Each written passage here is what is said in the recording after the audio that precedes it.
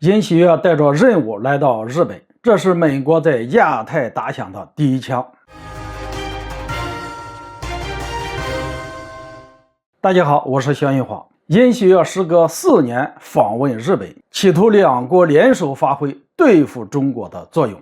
据韩国媒体透露，韩国总统尹锡悦的专机于近期抵达日本羽田机场。在外界看来，尹锡悦打破了近4年以来的惯例，以韩国总统身份访问日本，实则是带着一份任务来的。而他带的这个任务可谓是美国在亚太地区打响的第一枪。尹锡悦到底带着一个什么样的任务来到日本呢？其实要谈到这个问题，首先需要了解一下当时越发紧张的亚太地区局势。毕竟如果非要用一个词来形容当下的亚太局势，那么剑拔弩张就再适合不过了。一来，作为中国近邻的日韩2个国家正在不断在军事层面做着一些准备，比如日本要在紧挨我国台岛的石垣岛建造军事基地，还打算派驻导弹部队。其次，韩国也没闲着，不仅成为第一个加入北约麾下组织的亚洲国家，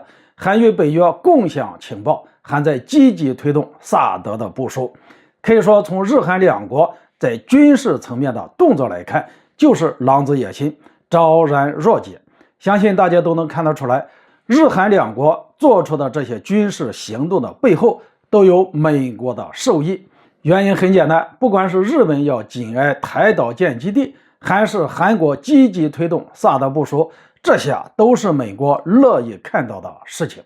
最为关键的是，俄乌冲突的爆发让国际社会彻底见识到了拜登政府的狠辣。大家以为拜登政府为了对付俄罗斯能够在欧洲找到一个乌克兰，那么其会不会为了对付中国在亚太地区也找到这么一个乌克兰呢？可以说，不断对中国做出挑衅动作的日韩2国都有可能成为亚太地区亚洲版的乌克兰。或许有人说，有了乌克兰的前车之鉴，日韩2国不至于还要往火坑里跳。实际上，大家可能低估了日本的军事野心，也低估了尹锡悦要带领韩国在战略上倒向美国的决心。大家知道，一个局势越发动荡的亚太，对日本来说呢，却是个机会。而且为了争取这个机会，趁机实现自己的目的，日本是不惜让自己充当能够使整个亚洲地区局势动荡的关键因素。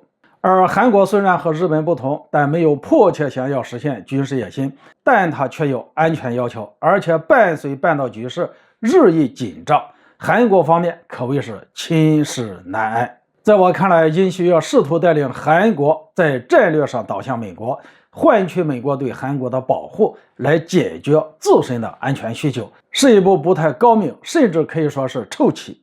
但尹锡悦就是要这么做，似乎有没有人能够拦得住他？就拿尹锡悦这次访问日本来说，他极力想要促使日韩2个国家改善关系，甚至鼓励韩国民众忘记悲痛的历史，展望韩日关系的未来，其实也是对美国的投名状。与其说尹锡悦是带着任务来到日本，倒不如说他想借用一趟日本之旅来换取美国的绝对信任，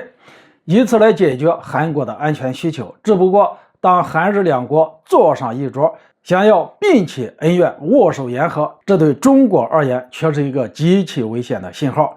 毕竟美国倘若想要在亚太地区掀起一场针对中国的战争，那么日韩2国都将是最得力的帮手。之前日韩关系不好，内部有矛盾时，我们倒也不用太担心，因为他们能够发挥的作用非常有限。但是现在不一样了，韩国方面主动做出让步，要和日本握手言和，甚至还可能要恢复日韩军情保护协议。这绝对算是美国在亚太地区打响的第一枪，也就是要让日韩2个国家真正发挥对付中国的作用。好了，今天就说到这里，咱们下次见。